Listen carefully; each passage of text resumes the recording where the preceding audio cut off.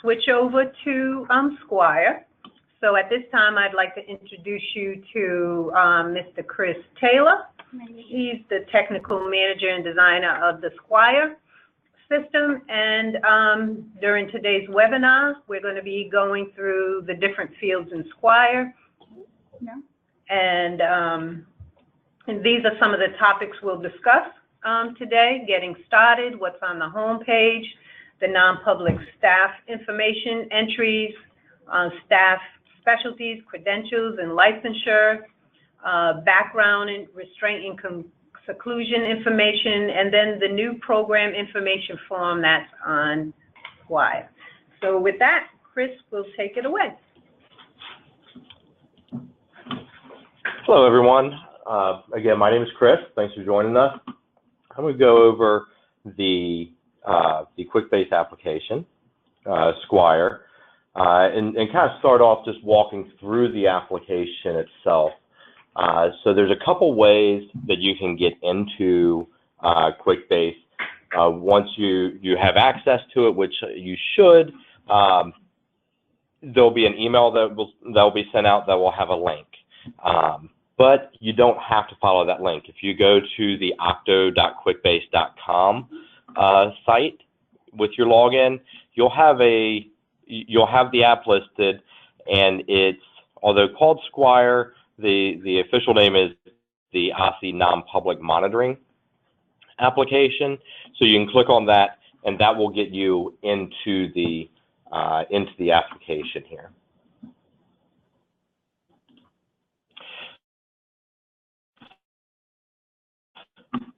That you'll be presented with. This is the home page for SQUIRE, and will give you basic information, or the most pertinent information for your role here.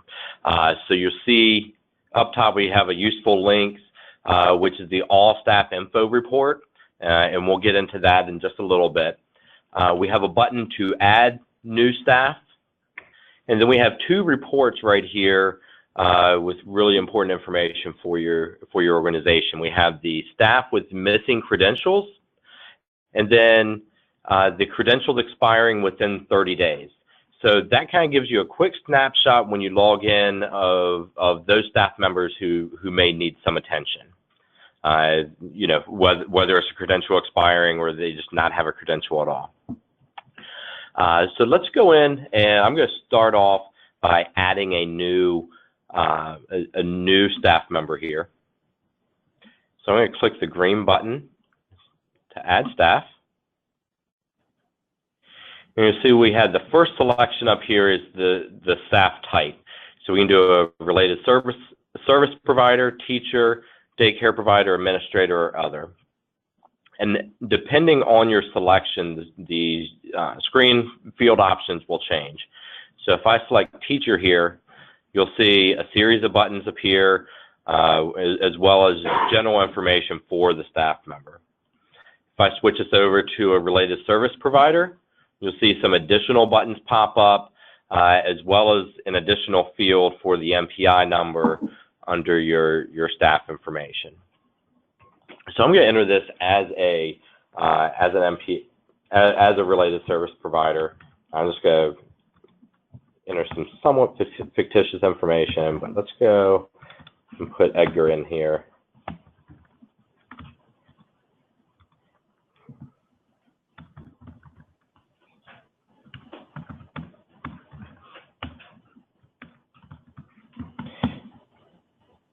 And you'll notice going through this form, there are certain fields that have these little stars or asterisks next to them. Those indicate a required field within QuickBase, and you will not be able to save the record without that information. Any of these other fields you can go back and you can update later on. If you don't have their exact email address, or you don't have their SEDS code, what have you, you can at least start to get them in there, and then come back and update as you can. And so this is Yvonne. Let me just interject here. That SEDS user code, everyone who uses SEDS has a SEDS user code. Fortunately, most of us don't know what it is. So we're going to send out some instructions on how to get that code. so that, you can enter it in here. Again, it's a one-time thing, and it stays with you as long as you keep that information in, your log on for SED. So we'll show you how to get that information out of SED so that you can enter it here. But right now, it's not a required field, but it does help us to do some things in this system for reporting purposes.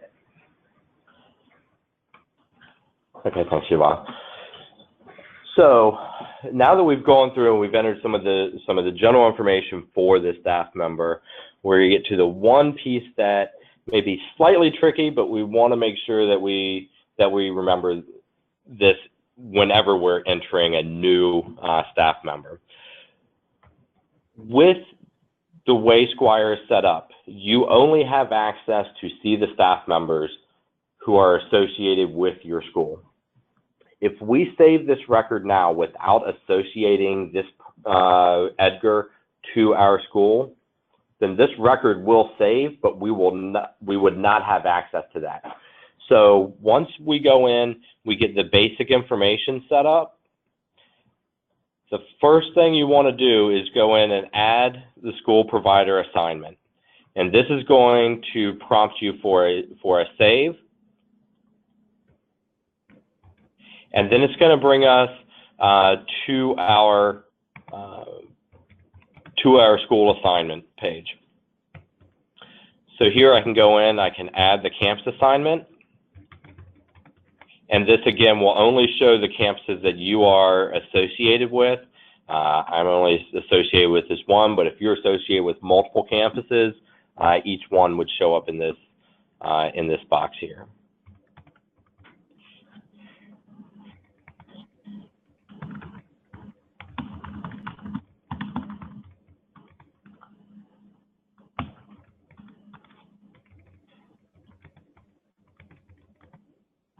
And then we can enter their position, you can enter the subject or the grade taught if that's pertinent, their start date, and the hours worked. Hours worked generally are full-time, part-time employee, or full-time, part-time contractor. There are some other options, like a part-time intern and so forth, but generally these top four are going to be the most common selections here. One other thing to note is the end date field. This field here should remain blank until they are no longer working within your school. Once we have an end date selected here, this record, this staff record, will no longer show up in any of your reports. So we'll leave the end date blank since Edgar just started today. And just to note with that, we get many questions on how to delete it once a person's left. We don't ever want you to delete a record because we use it for other things, such as Medicaid claiming purposes and things. So your answer to that is you just simply add in the end date, which is the end employment date. But the record would be visible to OSSE, but it won't show up on your so-called roster. So you just leave that blank, and when the employee leaves your employee, then you can go in and add that date at that time. All right. And so I'm going to go ahead and save this. Now you'll notice I have the staff assignment or the school assignment set up associated with Edgar's with Edgar's record. And so I can go in and provide, attach any other information needed here. If it's adding a degree, a credential, the restraint seclusion certification, all of that information. So let's go ahead and jump into a credential. I'm going to add that now. And you'll see it kind of gives us kind of a step-by-step of what information do we need. You see that we don't have a specialty listed, we don't have credential numbers, and so forth. And then as we go in and I start entering this information, it checks off for us. And then you have a few check boxes for if the application is in process, if there's no certification or license required, or if there's needs supervision. And if that's the case, then you check that box. Another series of fields will pop up for the supervisory start and end date, any kind of notes, as well as the supervisory letter. Okay, and to that supervisory letter would be whatever contract or agreement the provider has with that supervisor that they are agreeing to be to supervise this particular person. So that's what you would upload there, whatever document you have that indicates that relationship. And that must be on file. That's very important if there's a supervision relationship. All right. So I don't think Edgar doesn't need supervision on this. So I'm going to take that off on this. Let's see. And so we can go in. You can put any of the issuing organizations if it's either OSSE or Department of Health, or if it's other, then you can go in and get more detail on that as well. Right, and that's where you would put for the schools that are outside of DC, whatever the name of your state licensing agency is, you would just indicate it there. Mm-hmm. As well as the issuing state. And then you have your issuing date and, let's see, I'll put the start date today.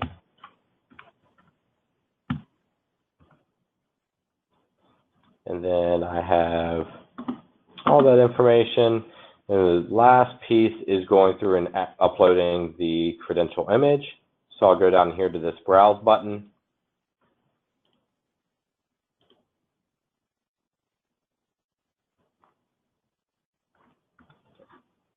And then I will save.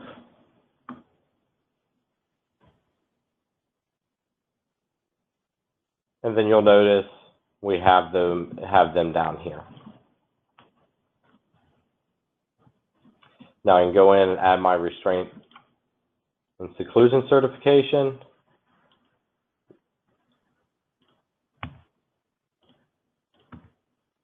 Which I'm just entering these for a year. Whatever date range there is for yours, you know, enter appropriately, as well as if there's any supporting documents. Again, same process. Browse button, upload the document, and then we can save. And so each one of these, there is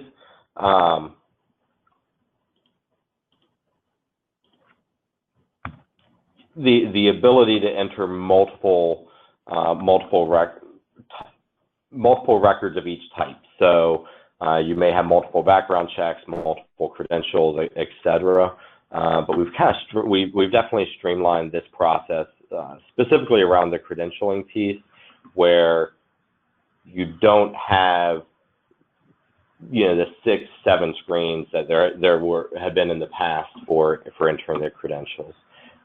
So enter the background check information, and our Child Protective Services, and you'll see these are pretty straightforward forms.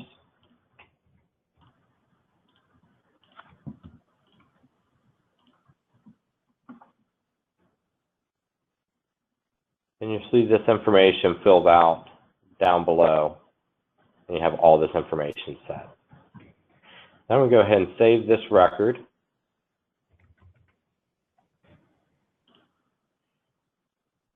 I'm going to go out to my home page. And so we've gone through and we've added a new staff member, but I see there's a few issues here that I have with staff members that I've entered already. One of which being that the staff member is missing a credential. So right here in this report, I can hit this little pencil icon. That'll take me directly into that credential record. Here I can go and I can upload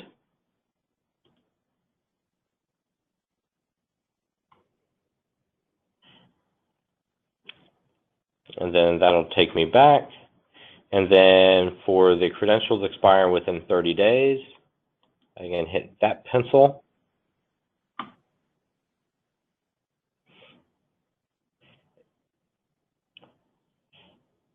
And here you can see the expiration dates.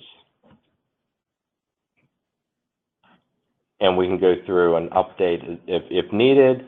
If not, we can go into the non-public staff record, into the table. And here you can see a list of all of your, all of the staff members related to your school. And you can go in, you can edit and view the records from here.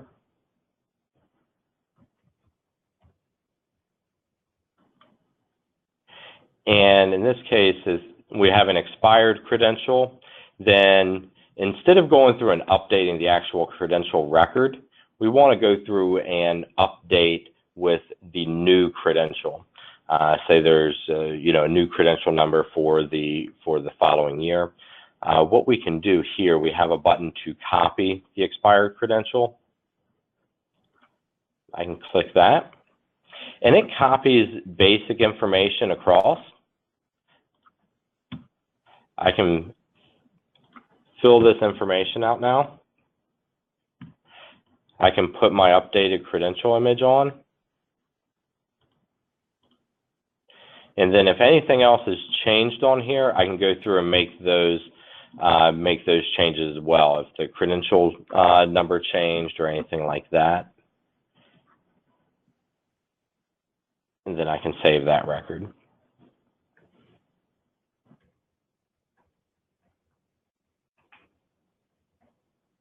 All right.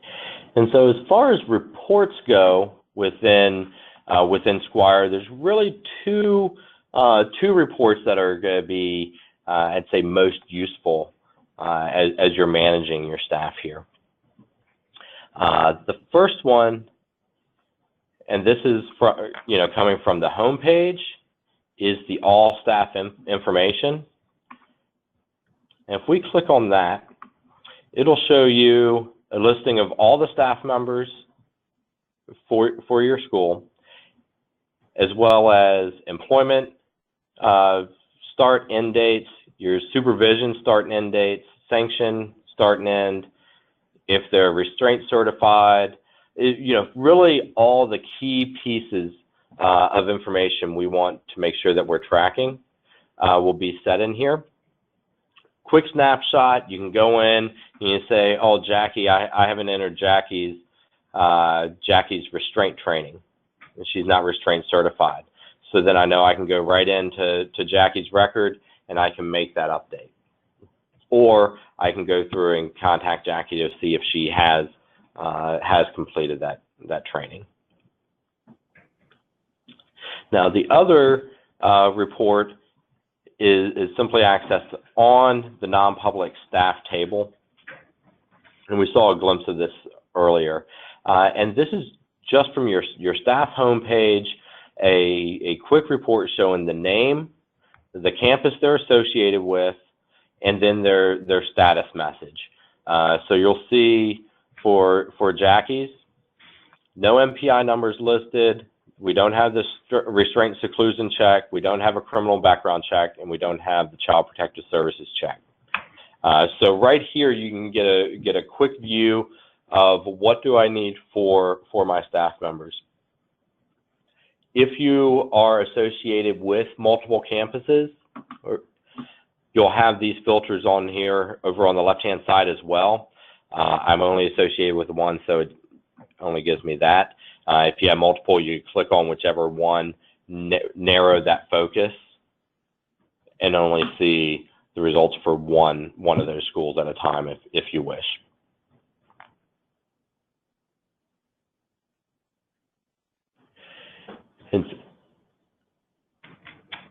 And so the last part that I want to cover, since that kind of goes over all of the staff management piece, is the program information forms. And many of you saw this, over the summer, July, August timeframe, and we entered some information, or entered information in there. up in the top, you'll see the button for program information forms. You click on that, and you'll see each one of the forms that you have gone in to submit. Currently, I want to draw attention to this piece here is, and I'm going to go in and edit this form that I have.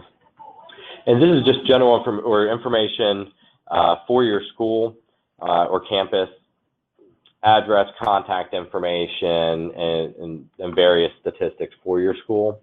I wanted to draw the attention down at the very bottom of this form. There are these, originally, the fields up here were for the SY 14-15. And we still have we have all of that data in here, but we need to collect data for these 15-16 fields. So at your convenience, I'd like to ask that anyone who's gone in and has submitted one of these already, if they could go in, modify or edit their existing report and update those values based on the 15-16, just these 4 fields down here at the bottom.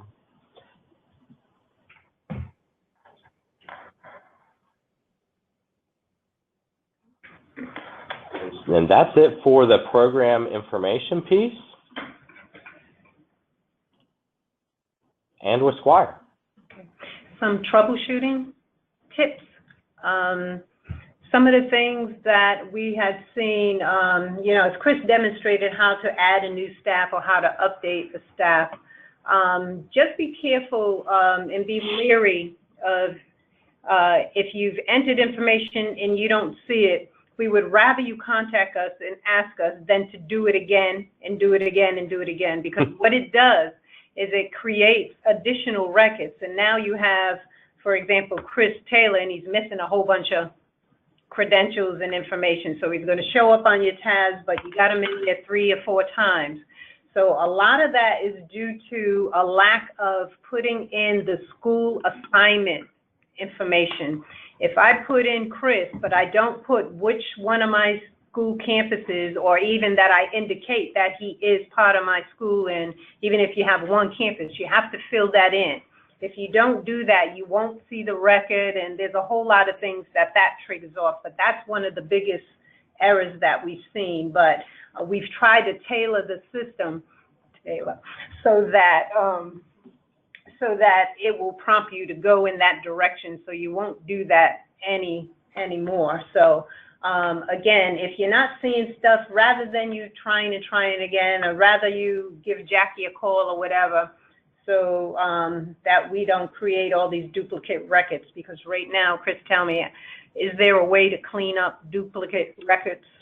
So with the duplicate records, if you have, say you have Chris Taylor listed multiple times on your dashboard or on your staff homepage, and you have one record that has all of his credentials and all of the information in it, and you have a second record for Chris that doesn't have anything. Really, the easiest way to go through and clean that up, as Yvonne and I had discussed, would be to go into that second record that doesn't have any information and just put an end date on their school assignment. And what that'll do is go through and remove that record from your staff homepage and from that report.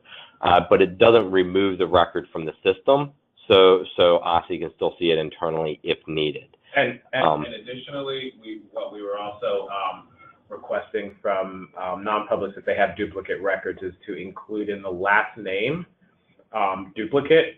So Chris Taylor, if that was a duplicate, if there was one duplicate record, it would say Chris duplicate Taylor. Okay. That's another flag for us as well, so that we can easily just later on when we do a data cleanup later this year, any place where we see that duplicate in the last name, we can pull those records out as well. Okay. One important thing to note is that when you do go in and mark the end date on that school assignment record, you'll no longer be able to see that record. So if it's a case where you have 2 Chris Taylors in there and there are supporting documents under each, try to copy that information from one and get all of the supporting documentation into a single record, and then end date. Chris, I wanted to go ahead and ask a couple of the questions that have come up here that still yet need to be answered. So is this a good time? Okay, yes. Go ahead. Okay, one of the questions asked was, what happens if you have access to Esquire but no longer have access? If you have, so QuickBase and Octo have gone through and done some user management over the past few months, and if I think the logic that Octo is using is if you have not logged into a QuickBase application in more than 3 or more than 6 months, then they are automatically kind of temporarily removing your access. If that is the case, you can send Jackie the email with your login information, and we can get that access granted back to you. Okay, great, thank you. One other question, how long does it take for information entered or revised to be updated in Esquire? It's a real-time database. So when you go in and enter it, it's saved, and it should reflect on any of your reports or dashboards or what have you, as well as on the OSSE side, when we pull the report, we'll see that as well. Great, thank you. Another question that came up was when we first started using Esquire, if we added a new credential after the first one expired, the reports continue to show that there was expired credentials. And they said what they had done was they had just gone in and updated the expiration date and uploaded a new certificate, but it was still showing expired at the time. But now you have the ability to click on the copy credential, and it will kind of like, it will override what you have and enter the same information. So it's now we're still creating a separate record when we do the copy credential or copy expired credential, but we're noting on the expired credential that an updated credential has been added, and the statusing for that is being driven off of that new updated credential record. So,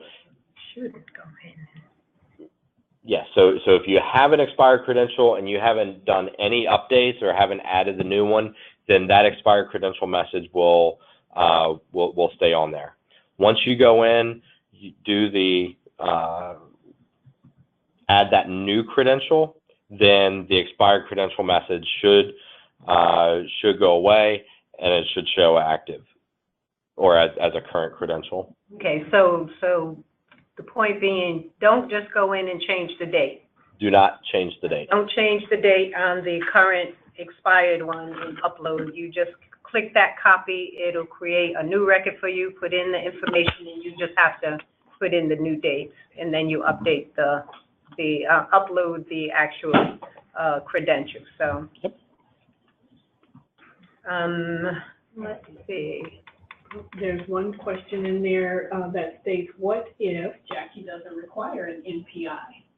When you were going through and talking about the different fields to set up. So as that, when we go in here into that staff type, again, depending on the staff type that you select, that's gonna determine what fields are available. Okay, so for a teacher, MPI is not available to fill out. As a related service provider, it is. Now you'll also notice that the only fields that are required here are first name and last name. All the other information we want to collect, but it's not a required field. It won't prevent you from saving the record or adding supporting documents. So MPI number, that's an if applicable. So majority of the time, or in most cases, they will have an MPI number, but if for whatever case they do not, it won't prevent you from adding the staff member's information. Okay, and to the note about the NPI, it's only required for the related service providers. And due to Medicaid purposes, we're asking you all to ask your providers to obtain an NPI if they don't have one. We've given out the website and instructions on how to do that, and it's really quick. It's a web application. They can go in and apply for one. The related service provider must do that themselves. The school cannot do it for the provider. It's assigned to each provider. It takes about 10 minutes, and you can get it really quick. It's free. There's nothing that will bind the provider on a yearly basis. So it's beneficial both for us for Medicaid reasons, and it also serves a purpose, some benefits for the provider themselves, being an NPI recipient, if you will.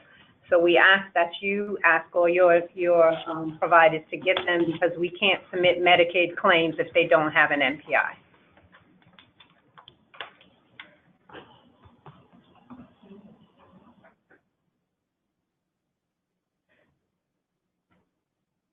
Okay, so again, for access to Esquire, you contact Jackie, and you can provide the following information. Again, it's always your name, your email address, your job title, and your telephone number, and Jackie will get you set up in there. The same for seats. You can contact the call center and request access, and you provide that information, and you'll get your access via an email response with your logon and other information.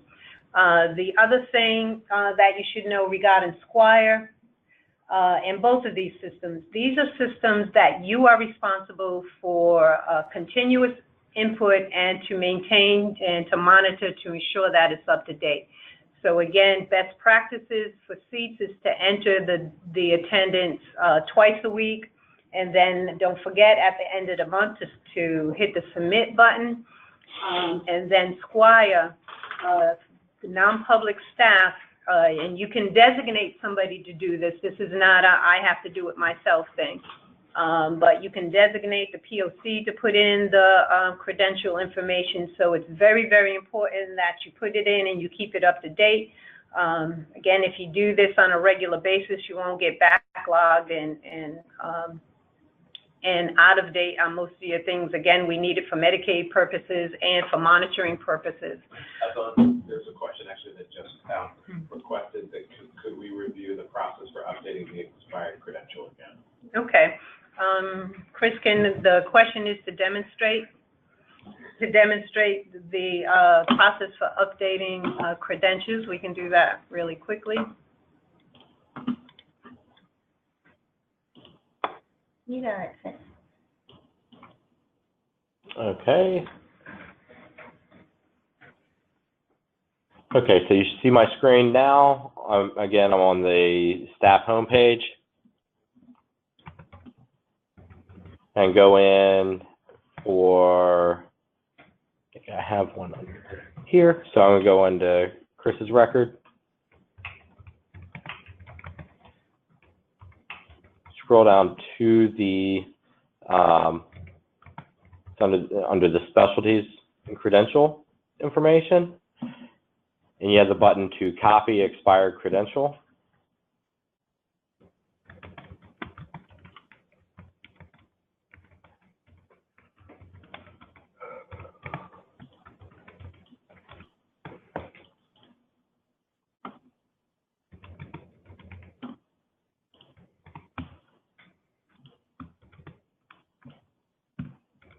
And so I'm going to put the new issue and expiration date, upload the new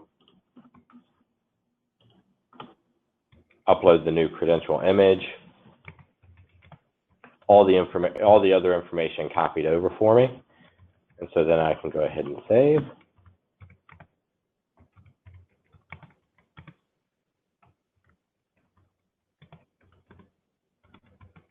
And let's see, I have the updated credential in the report now.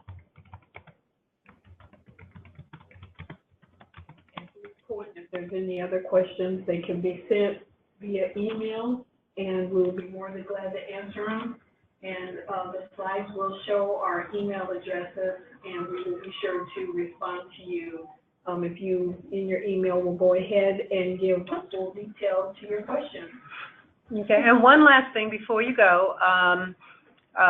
In regards to SQUIRE, for our Medicaid purposes, we are reviewing SQUIRE, and we're looking for the missing information for each provider. So you may have received an email sometime this week from Ms. Tessa Hayden to your providers.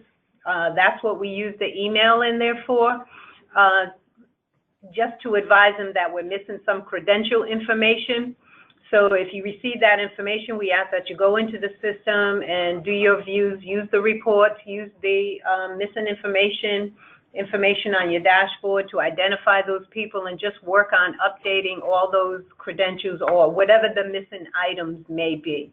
And just know that for some folks, some of the things, if you don't have it, you just don't have it. So it's always going to show as a missing item. Things like if you were missing your background check, or your if you don't have a seclusion or restraint something, that information is not going to be there, and if you don't have it, it's rightfully it's right that the credential is missing. But for your licensure information, we ask you to pay particular attention to that, and the expiration dates, and the NPI again is very important for us.